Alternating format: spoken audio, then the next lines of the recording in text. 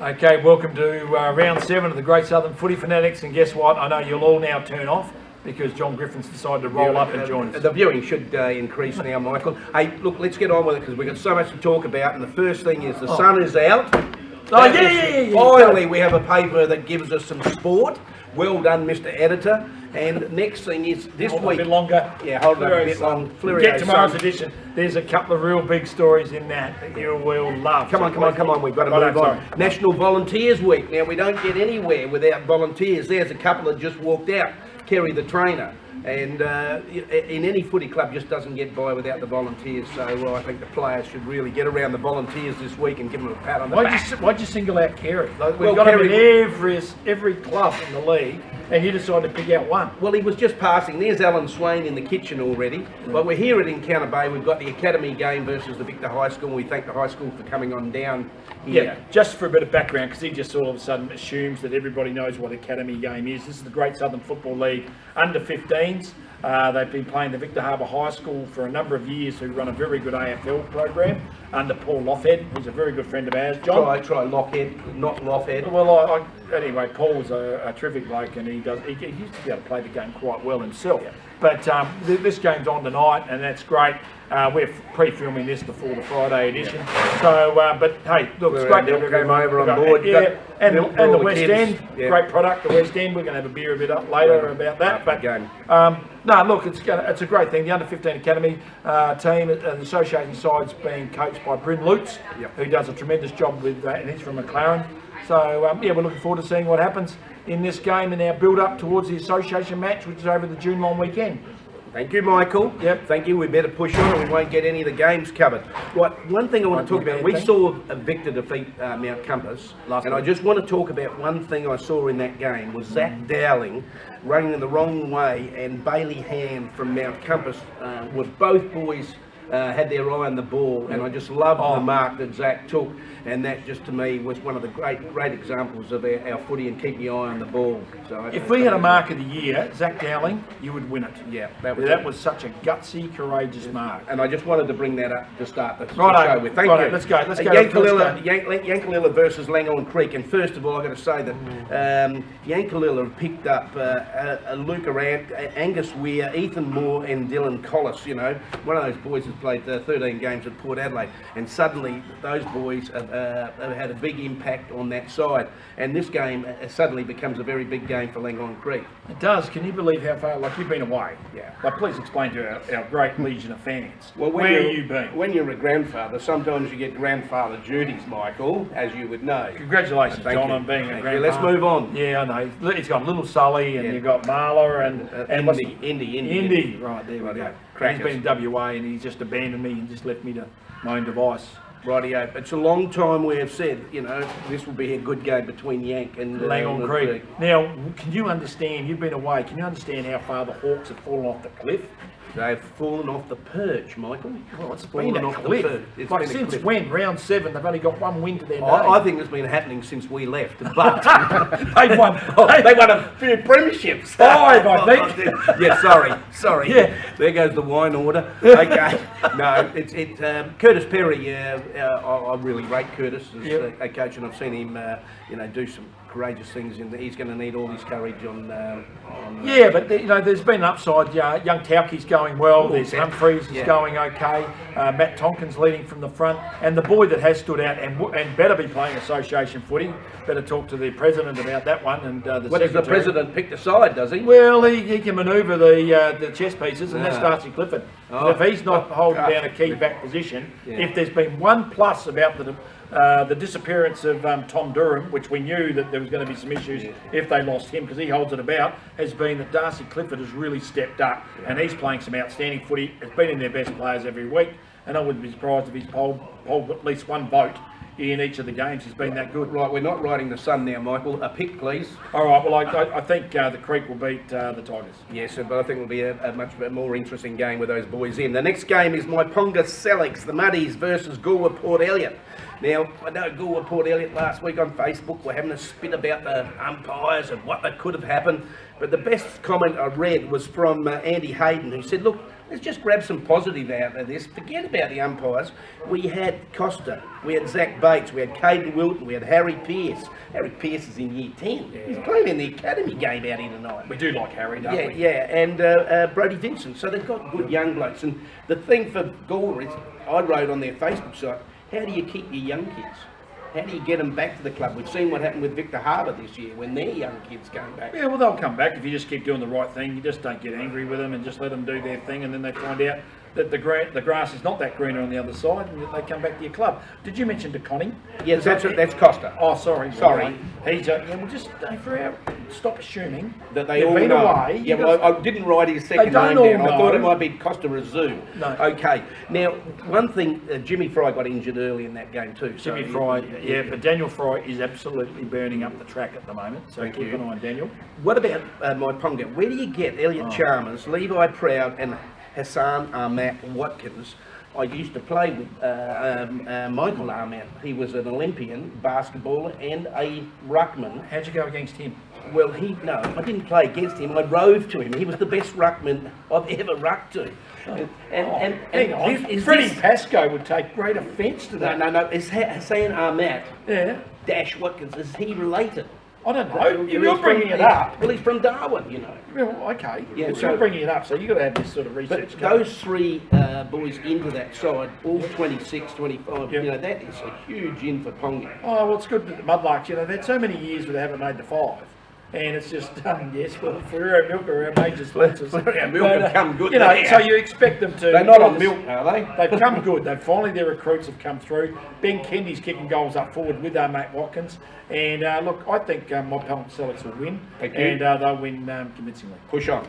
Okay, me too. And Counter Bay versus Wollonga. And first, now, this is the match of the round. Yeah, but we didn't. Did you mention Brad Haskett last week? Yes, I did. 250 senior games. Thank you. I wanted to send that out to Brad. He's played 249 reserves games, 1 A-grade game. He's played Sturt. He's played state, countries. He's done everything. This guy's a superstar of our competition. He'll play his 250th A-grade game this week. Well, I've heard that Luke Hartley is in there getting rubbed down now by Kerry here at Encounter Bay. Yep. But he might be able to sneak into the side this week. And that's from the Rat Pettit. Right, well, the Rat has not given you too much proper information of late. No, but because you called that Luke was going to be playing a month ago. Well, we'll speak to the president in a minute and see if he can let us know. He won't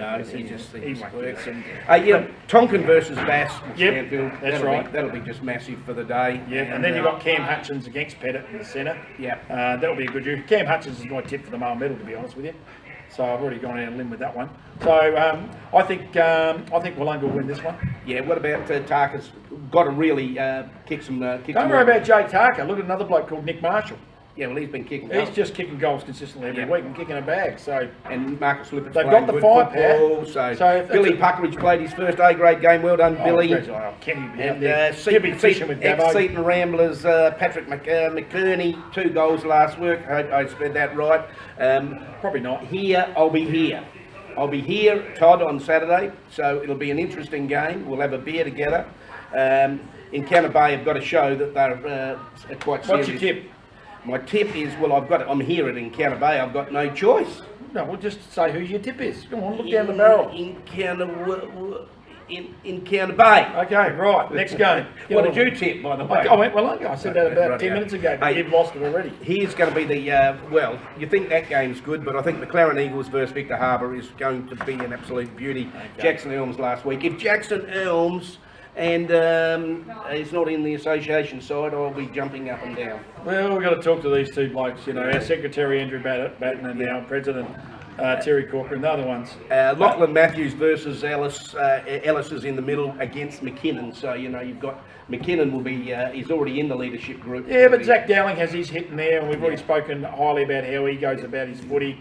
I like Harry Vincent. I like Lockie Barillo. They've got some really good mosquito fleet. Reminds me of the Carlton teams of the 70s and the early 80s, the way they used to run. They really do, and they get under Elms and they get under Sam Basham's the other one. But McLaren, Merritt is just taking everything by storm. 5 goals. You mentioned their midfield a minute ago, and then you've got Ellison, who's an absolute swingman. He can play anywhere. So, look, I think McLaren will win this. And Tyson Brown did his knee apparently last week. But McKay is really playing good footy as well. So, No, I'm going for McLaren. Sam Laurie versus Heath Trelaw. Heath Trelaw, can we just speak about him? He rucked so well last week Yep. that I think he's a star. He's just getting better and better every Yep. week.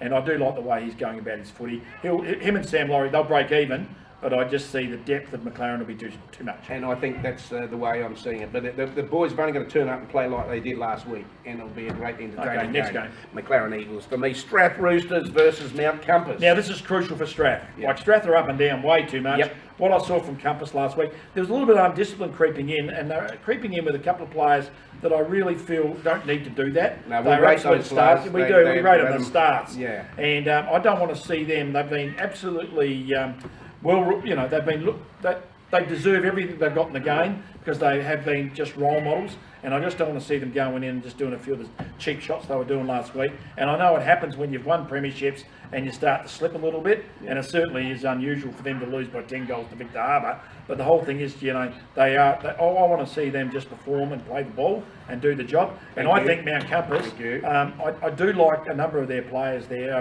Branson's goes a bit, he has a real crack. Klaus Simons always has a go. Adam Hunter is terrific. Like there are, and Hannaford, how well does he control across half back? We thought he played a cracker on So, Saturday. They really, for Mount Compass, this will be the first time they don't have a genuine ruckman. Well, I know, but everyone's having to make do, and I thought that's where Tom Pinion had to ruck that first quarter, and that really knocked him out. I just didn't have the wind in his lungs to do the rest of the game. But Tom Vic-Kerner certainly he's superb. I love the way he runs. He runs all day, gives heart and soul to the Mount Compass side. But then on the Strathalbyn ledger, Cooper Machin, my boy, played very well. Keep it going, Coop. Reid Mahanes, really terrific. Clampy's still doing his job. Ben Simmons didn't score too many goals. No, Ben just don't upset Benny Simmons. I tell you now, if there's a champion in the comp, I used to coach his dad. Oh, God, could he play? Well, Ben can play too. Don't worry about that. And he also had a brother called Daniel who could play, but he retired way too early. So Alan. Thank you, John. Thank you. That's Alan Swain.